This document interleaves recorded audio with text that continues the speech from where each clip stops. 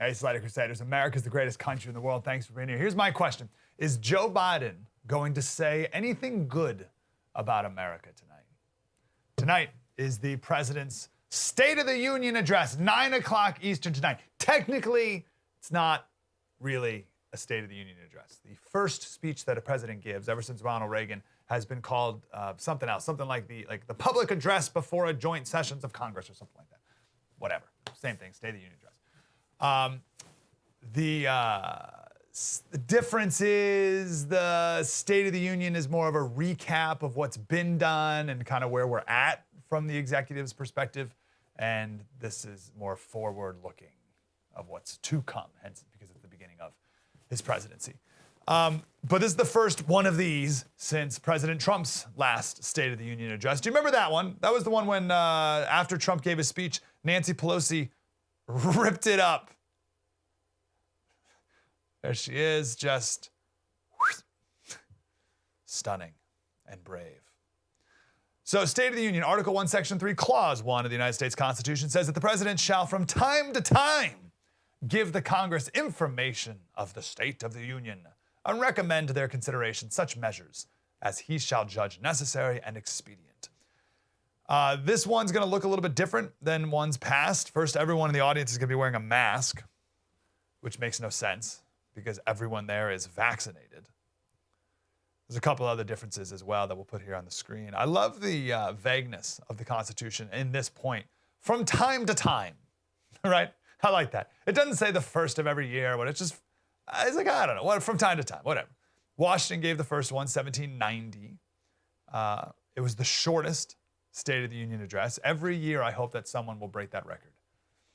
But never. We're getting further and further away from that. That was 1,000 words. It's like 10 minutes.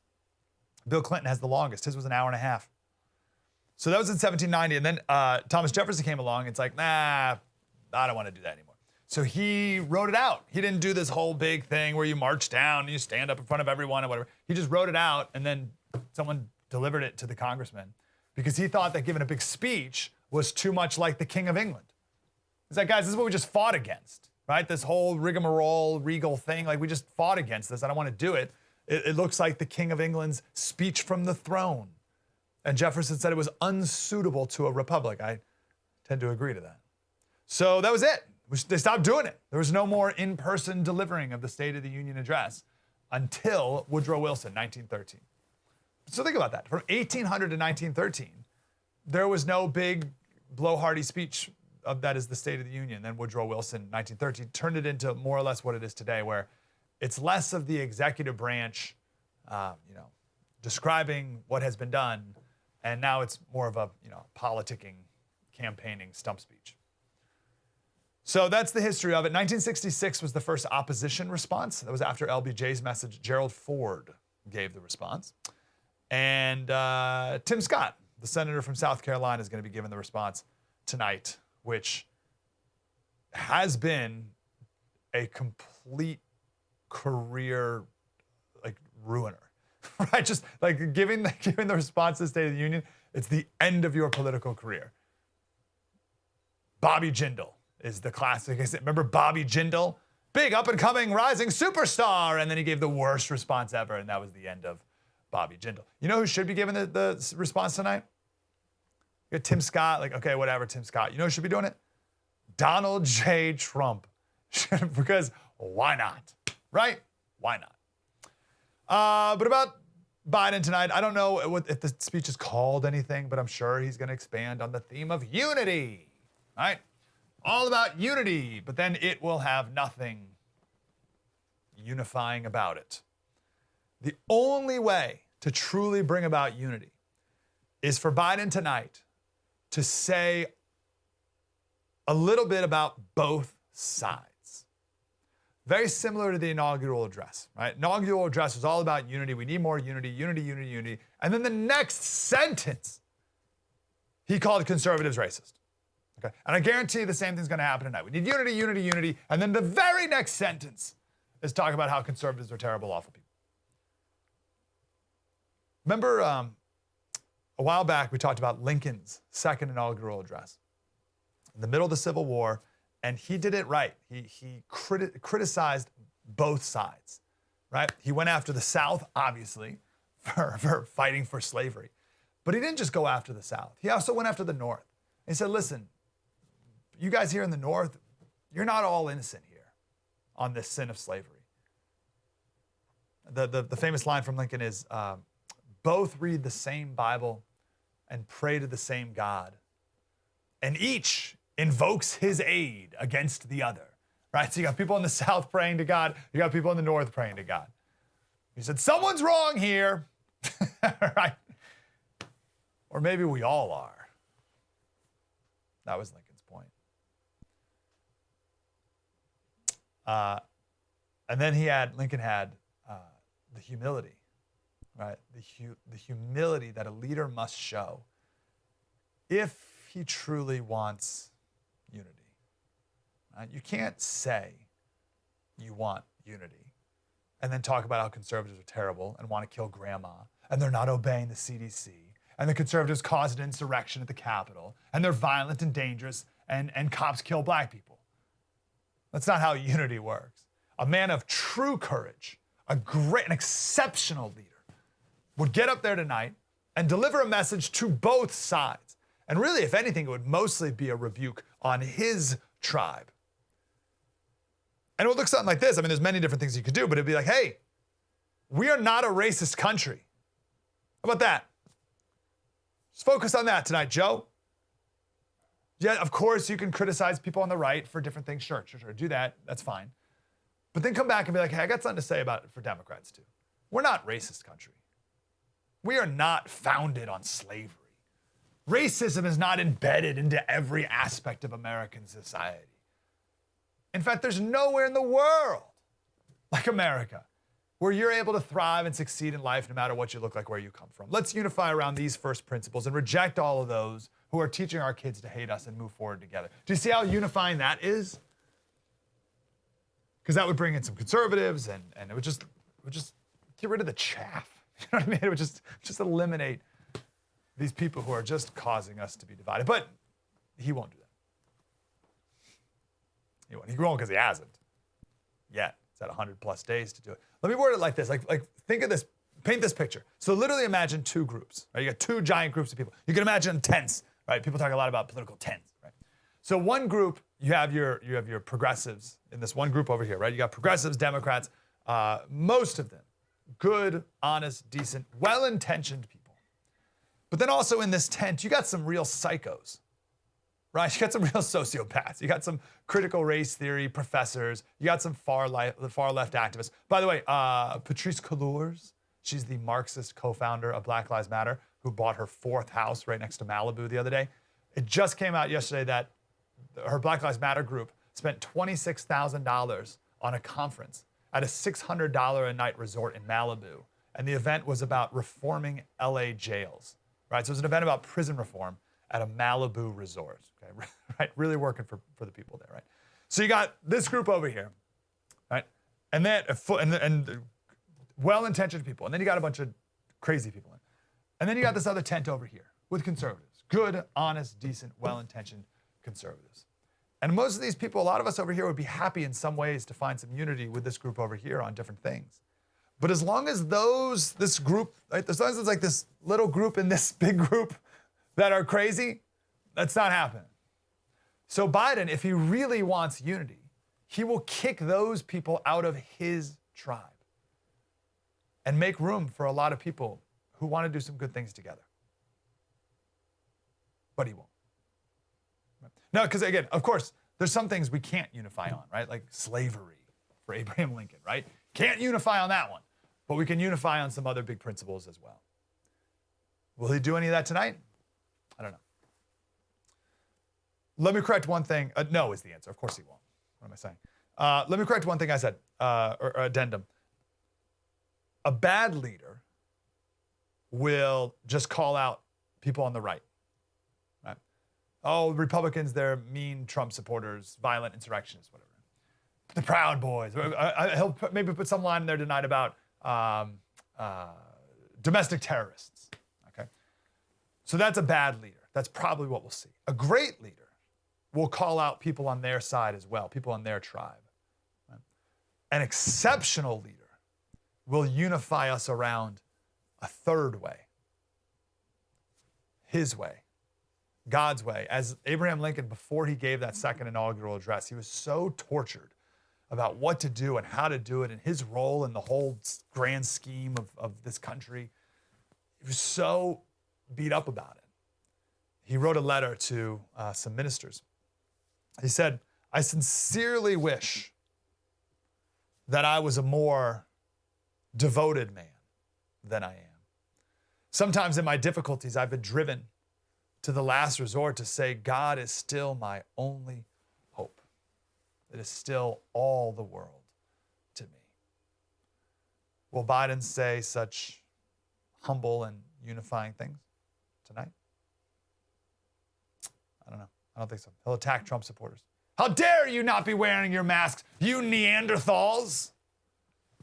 He'll talk about how climate change is an existential threat to humanity, and you're nothing but a climate denier if you have any nuanced stance on that topic. He'll talk about how we need to spend trillions of dollars, trillions, literally, to fix everything.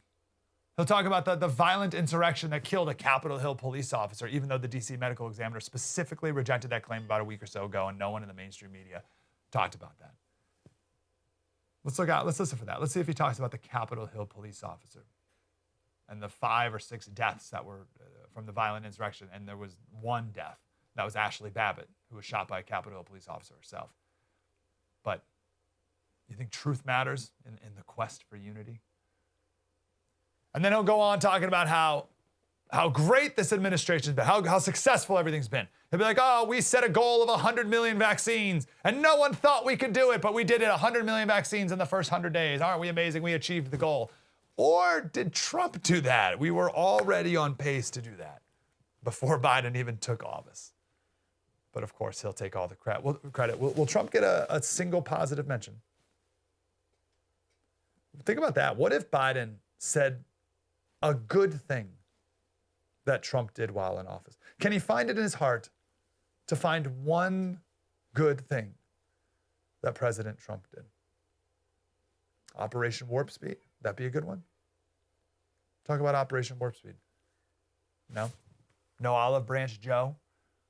Yet he'll still be credited with as the great unifying president. You want to turn down the temperature a bit, Joe? Want to turn down that temperature? Because that's why we're told everyone voted for Joe Biden, right? Trump was so mean, and the temperature was too hot. People couldn't take it anymore. You've got to vote for the normal person. Vote for the nice person, right? Vote for the regular old Joe, right? Joe's the return to normal. Come on. He doesn't want the temperature to go down. You heard him with the Georgia bill. Maybe we'll talk about that a little more in the next segment. The Georgia bill, right? A return to Jim Crow 2.0, all this total nonsense. The George Floyd murder verdict came out, and he said this verdict ripped the blinders off, so the whole world.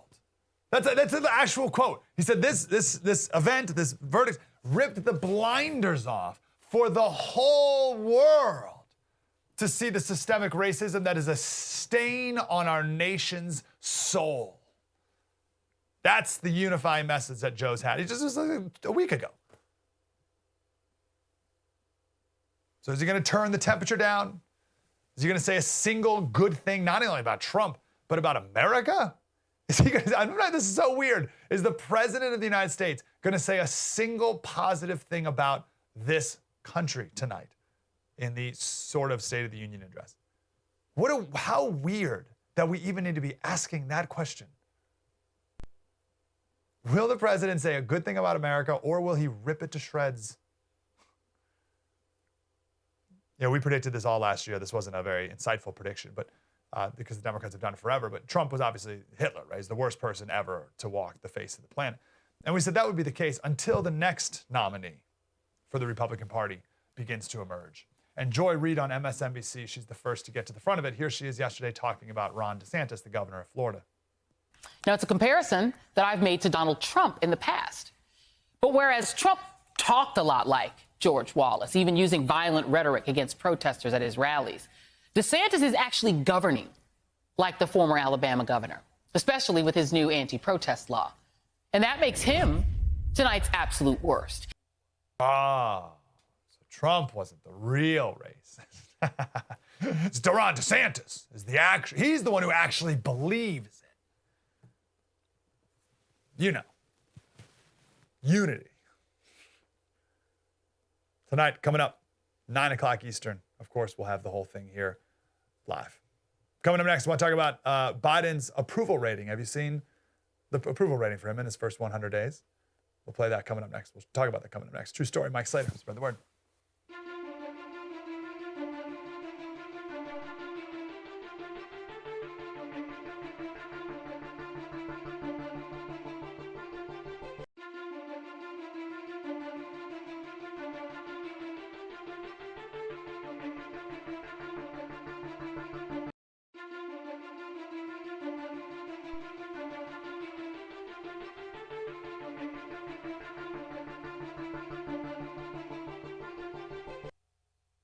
Hey, Slater Crusaders, coming up 9 o'clock Eastern. We have, of course, the president's State of the Union address. Not technically a State of the Union address. It's a joint session, Congress address, whatever. Coming up 9 o'clock Eastern, Tim Scott's got the rebuttal.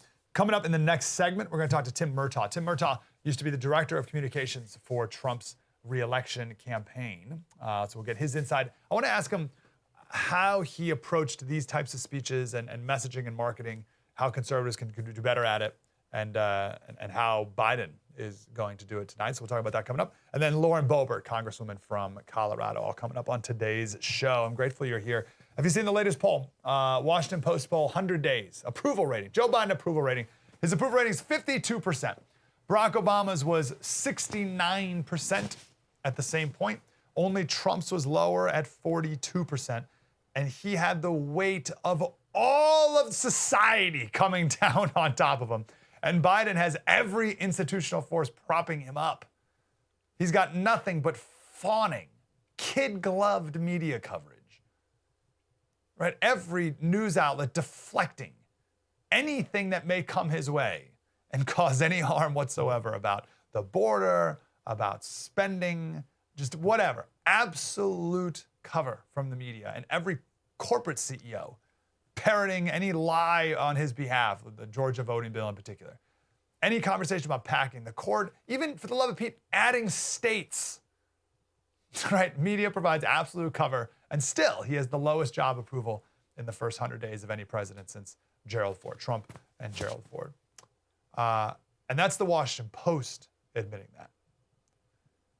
It's a lot when the Washington Post admits that. And if you look at the methodology of the polling, they asked 33% of the pollers, of the people that polled were Democrats, 35% were independents, only 24% were Republicans.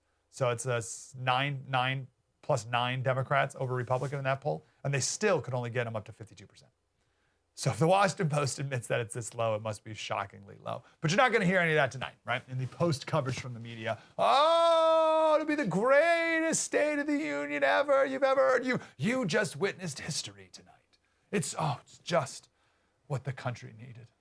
Hit all the right notes, hit all the right points. Oh, thank you, God, for allowing us to witness such majesty in action. That's what you're going to hear tonight. Surely Biden's going to bring up Georgia's voting law, right?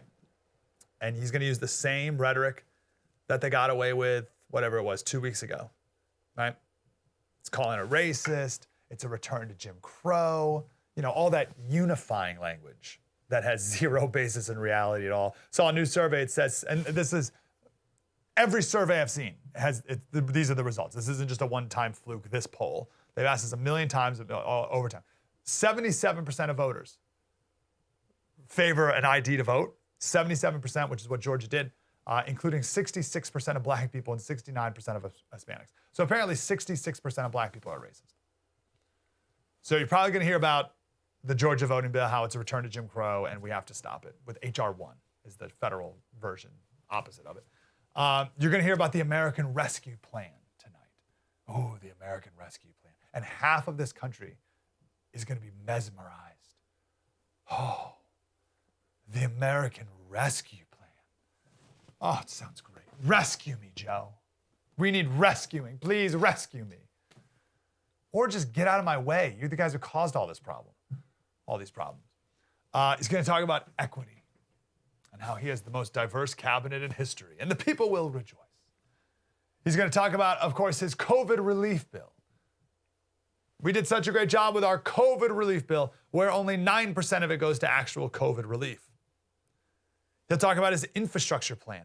$2 trillion. $2 trillion.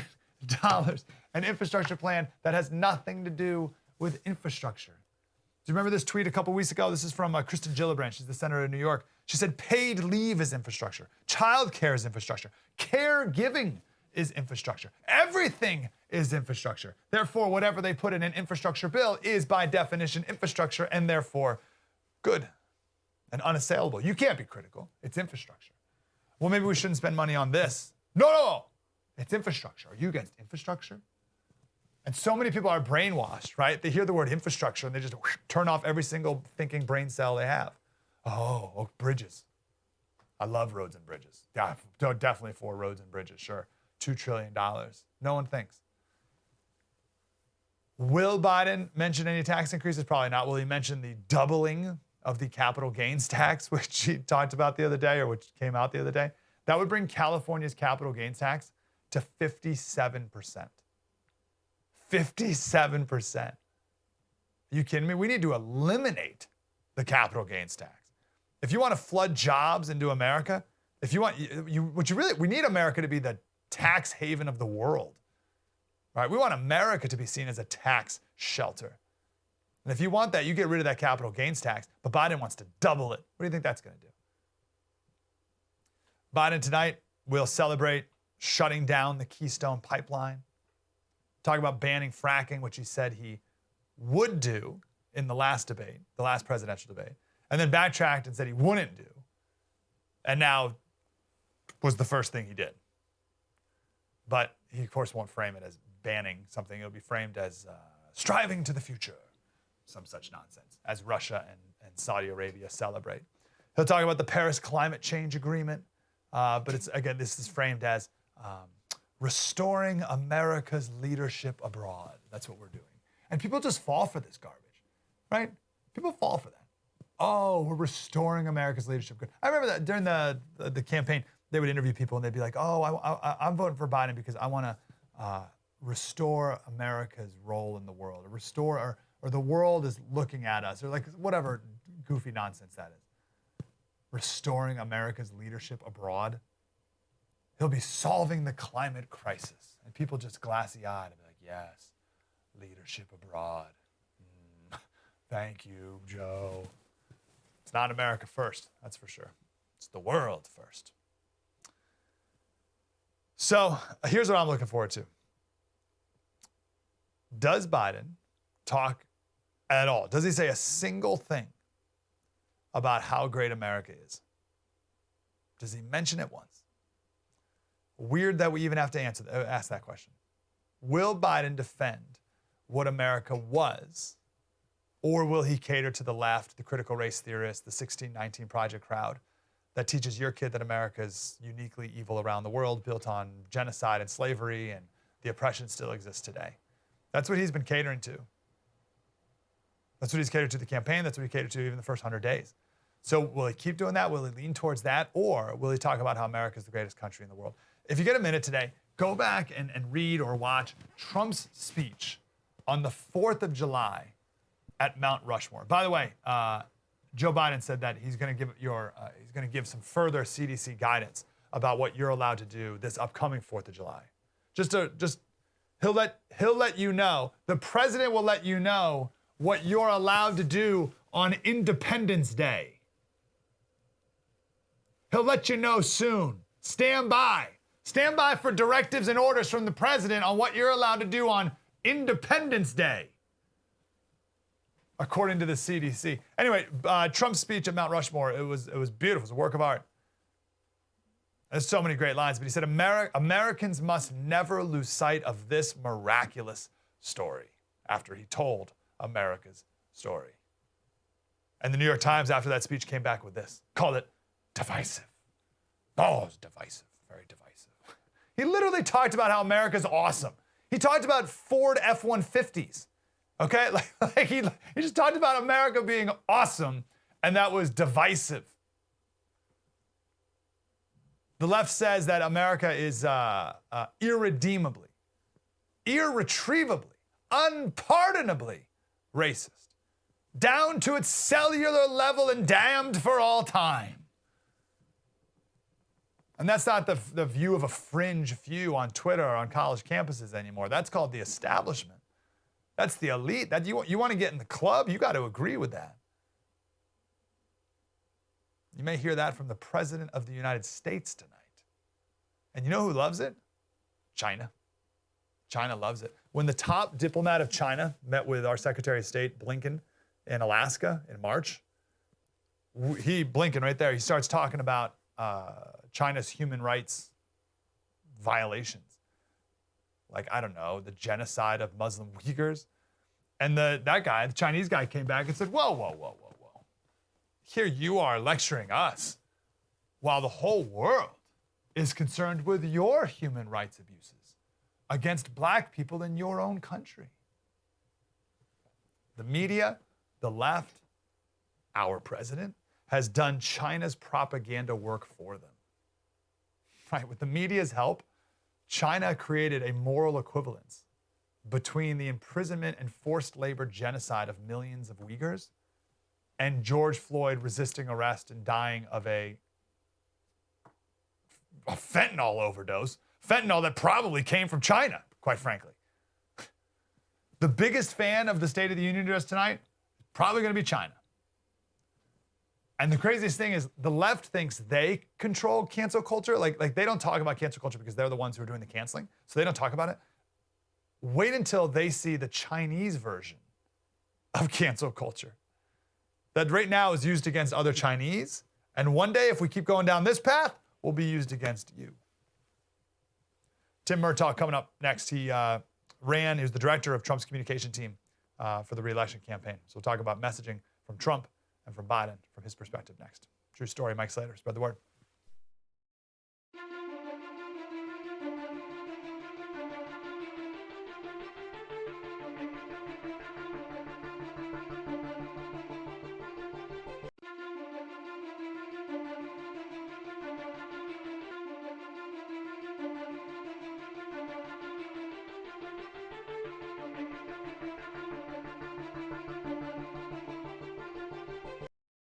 I am here tonight to deliver a message of unity and strength, and it is a message deeply delivered from my heart. We want all Americans to succeed, but that can't happen in an environment of lawless chaos. We must restore integrity and the rule of law at our borders.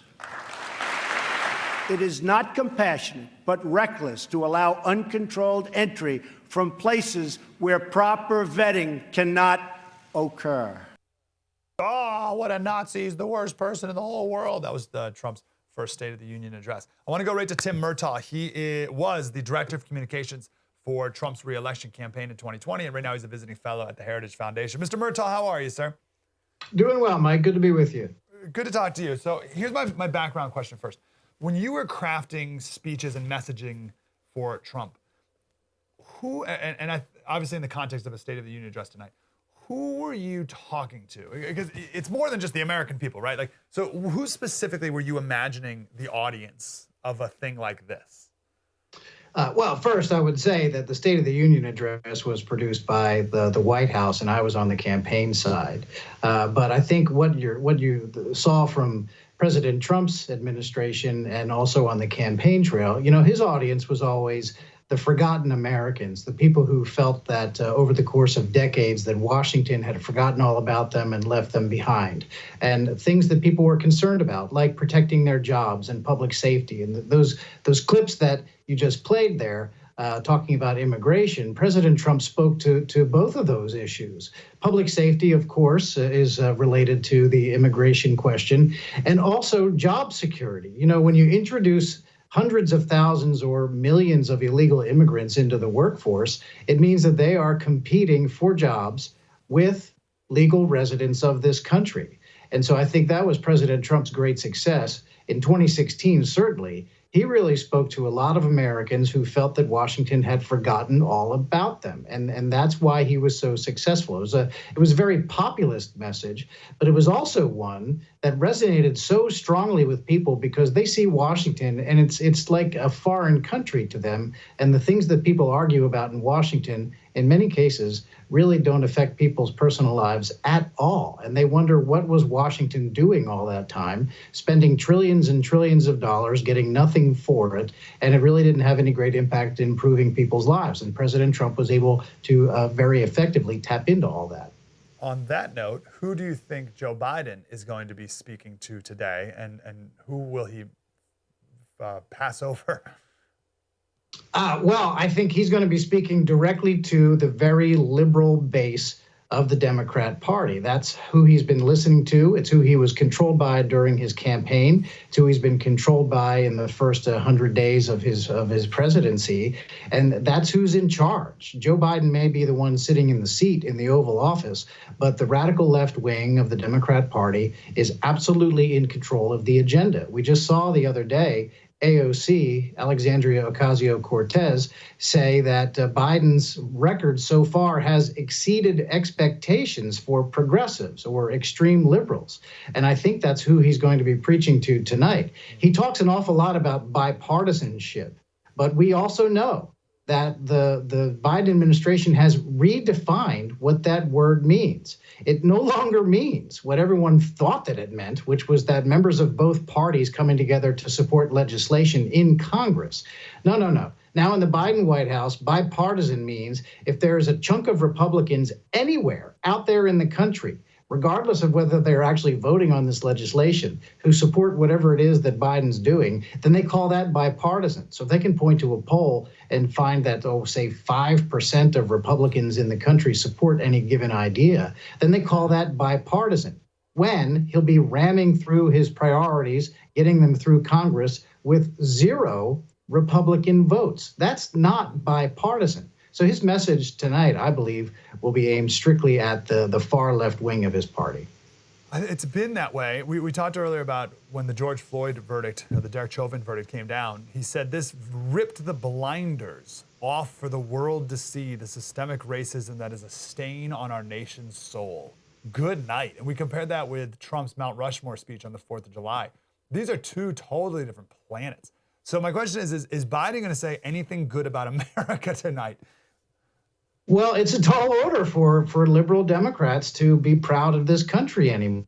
Remember, President Trump, you mentioned the speech at Mount Rushmore. When he delivered that speech, it was roundly criticized by the likes of CNN and other mainstream news outlets, MSNBC and others, as being, nativist and nationalistic. And they even called Mount Rushmore itself a monument to white supremacy.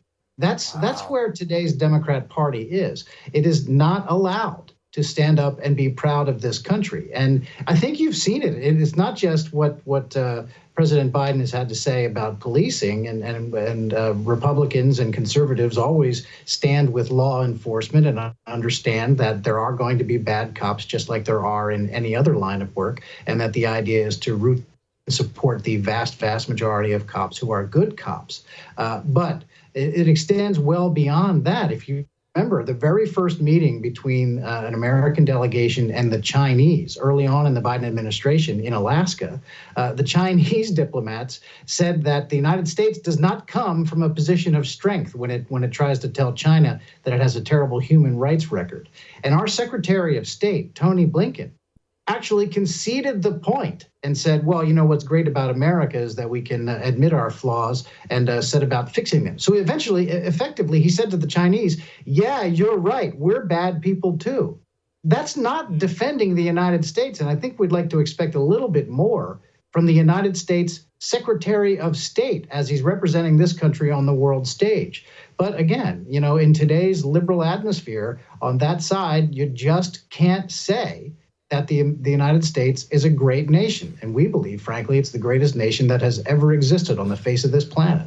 Amazing. So I got a little background question for you. I want to ask you what you understand about human nature that the rest of us are missing or we're overlooking as we are involved in this thing called politics and messaging and marketing? What do you see that others aren't? Well, I think people might want to be motivated to be for something rather than against something. And for the left, I think they're always trying to find a boogeyman and find a villain in every scenario. And I think that sells on the left. But I think with conservatives, I think we would rather motivate people to be for ideas. You know, capitalism has created more wealth in more places around the world for more individual people than any other system that has ever been tried. And the left wants to keep tearing it down. We talk about freedoms and how people are born with certain inalienable rights. And the purpose of our Constitution is to prevent government from taking those rights away. Government doesn't give rights to people. Government largely takes rights away. And that's what our founding documents are for. So I think in human nature, people want to know that ideas are good, that they can be self-motivating, and that people should be free to pursue their own lives and make their own lives better and the lives of their family and friends as well. And I think on the left, they just have an opposite approach. Can Joe Biden do anything tonight to unite the country? I mean, I made the prediction, just like he did in his inaugural, he'll talk about uniting, and then the next sentence he'll talk about how conservatives are racist. Does he have even desire to unite the country, really, or no? I don't think it serves his political interests to do that. And I think you'll see it if he talks about the election reforms, as they call them. They want to ram that through, H.R. 1 and S1. They want to ram that through because they want to call everybody who lives in all these other states like Georgia that thinks that election integrity is a good idea. They want to call them racist. They want to label everything as a throwback to Jim Crow. Which really diminishes the horror that the legalized racism and the institutionalized segregation that Jim Crow was. And they also want to get rid of the filibuster, which, of course, protects the tyranny it prevents the tyranny of the majority. And they want to call that a relic of the Jim Crow era as well. And so they're doing those things so that they can cement their decades-long control on power, both at the national and the state level, and they have to call everything a relic of Jim Crow. And when they get rid of the filibuster, they truly will be able to pass everything that they want without a single Republican vote. That's their scheme. I don't see why, when they've made their plans bare, as they have, and told everybody what their goals are, I don't see why he really needs to, in any meaningful way, reach across the aisle when he's already telegraphed, hey, we don't need you guys. Sir, we only have 10 seconds, and pretend you have 10 seconds. You're with Tim Scott. He's about to walk on the stage to give the rebuttal. What's your final parting thought, piece of advice as he goes on stage to do the response? I would say, remember that you speak for at least half of the country. The half of the country that supported the other candidate in the last race and who doesn't want to just get steamrolled by the wishes of the extreme left. Stand up, be strong. Tim Murtaugh, former director of communications for Trump's re-election, now at the Heritage Foundation. Thanks, Mr. Murtaugh. Appreciate you. Thank you for your time, Mike. Have a wonderful day. Thanks for your insight. Coming up next, Lauren Boebert, congressman from Colorado. True story. Mike Slater, spread the word.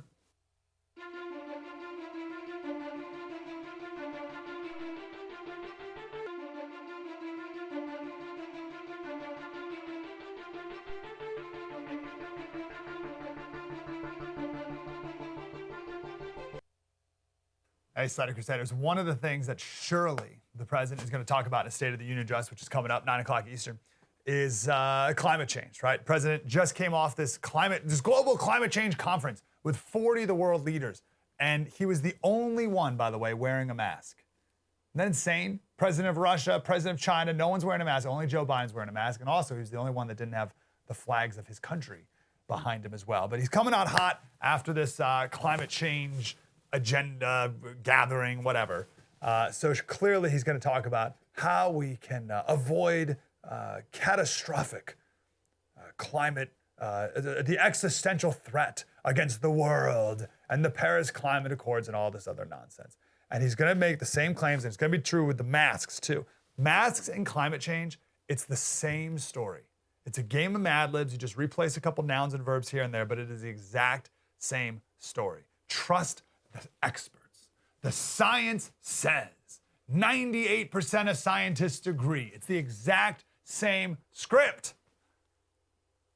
I want to tell you a very quick story here about Richard Feynman. Richard Feynman was a famous physicist, and he gave the commencement address of Caltech Engineering School in 1974. And that's the speech where he said, the most important thing about science is not fooling yourself, and you're the easiest person to fool. So don't fool yourself, and you're the easiest person to fool, scientists. And he went on in that same commencement address to talk about the difference between a scientist informing and persuading. And his point was, and I echo it here, watch out for the scientists who are persuading. Those are not real scientists. That's the game of politics, is to persuade. And these politics will use scientists, hack scientists, to make their persuasion stronger. But don't be hypnotized by that. Don't be tricked by that. Look for scientists and people who instead inform. So Richard Feynman, he was talking to all these scientists at Caltech, and he said, listen, here's how you got to do it. If you're doing an experiment, you have to report not only the results of your experiment, but the results of everything that may make it invalid, right? You have to explain other things that may have caused the result that you saw. You have to talk about reasons why what you said may not even be true. And the people today that we're surrounded by, our scientists, our experts, they haven't done that. Fauci hasn't done that. Fauci's admitted that he's manipulated people, right? He's admitted that when he talked about herd immunity, he saw the polls, and the polls said that maybe they need about 50% of people are going to get the vaccine. So he said, oh, herd immunity is 60%. And then when a new poll came out and said that it's 60% of people may take the vaccine, he literally said, I decided to bump it up a notch and say that herd immunity was 70%. That's not informing, that's manipulating. And we saw the same thing with masks. Fauci comes out early and says, oh, we don't need masks early on, right? They don't do anything. And now he says they need them. Well, why did he change? Well, he was lying to the people at first because they needed to save the masks for people in hospitals. Okay, just say that. But he didn't, because he wasn't acting like a scientist. He wasn't informing. He was persuading and even manipulating. And you're going to see more of that coming out of Joe Biden tonight. Lauren Boebert is here. She's a congresswoman from Colorado. Congresswoman, how are you today? I'm doing great, Mike. How are you doing? Great to talk to you. Are you going to be there tonight? Did you get the invite? I requested an invitation. This is something that I believe it's my job to be present. And really, I wish that all Republicans demanded a seat tonight at Joe's not State of the Union. So who got the seats? There's 200 of them. Do you know who got them? I don't know exactly who's on the list yet, but I'll find out tonight. I'm showing up early, and I'll have my popcorn. I'm ready for the show. What is the one thing that you would like Joe Biden? Let me ask it like this. If Joe Biden did this one thing, what would it be for Lauren Boebert to say, you know what, that was pretty good? Obviously, you and I are not going to agree with everything he says there. But if he did one thing that you would be like, you know what, I'm impressed with that, what would that thing be? I would love to hear President Joe Biden talk about what's going on at the southern border. Look, Mike, tonight is so predictable. We certainly want to hear a lot of things coming from this. I just hope that Joe can stay awake for the entire thing. Let me tell you a couple of things, what we should be hearing about, what we are going to be hearing about, and what we better not hear about. What we should be hearing about is how to address the crisis at the southern border, how to handle skyrocketing gas prices, how to get America fully reopened as soon as possible. And I don't mean schools open one day a week. That's not reopening. I mean fully reopen. I have meetings all throughout my district all the time, people saying, hey, we can't hire anyone. We want to open up, we can't hire anyone. Well, that's because they're being paid to sit at home and collect a paycheck. So I would like to see how he's going to address incentivizing people to get back to work when we are fully opened. And what we are going to hear, what we will hear from Joe Biden is how his regime plans to raise your taxes, spend your money, because they believe that government can spend your money better than you can. Under this regime, they know that they are smarter than the average American citizen, so they can handle your finances better than you. So we're going to hear about how great and mighty they are because they're spending all of your hard-earned tax dollars. And what I better not hear from Joe Biden is him trying to preach about unity. He has shoved one leftist policy down our throats after another. He passed a fully partisan COVID relief bill. They have ended girls' rights, girls' sports in America. They have attacked American workers. And according to AOC, he's exceeded the expectations of the socialist left. I do not want to hear this radical partisan president preach to me about unity. That's exactly the point you made all show. Perfect capper on that. Lauren Boebert, Congressman from Colorado. Appreciate you, ma'am. Keep up the wonderful work. Thanks, Mike. And we'll hear from the president coming up here. His first State of the Union address. True story. Mike Slater. Spread the word.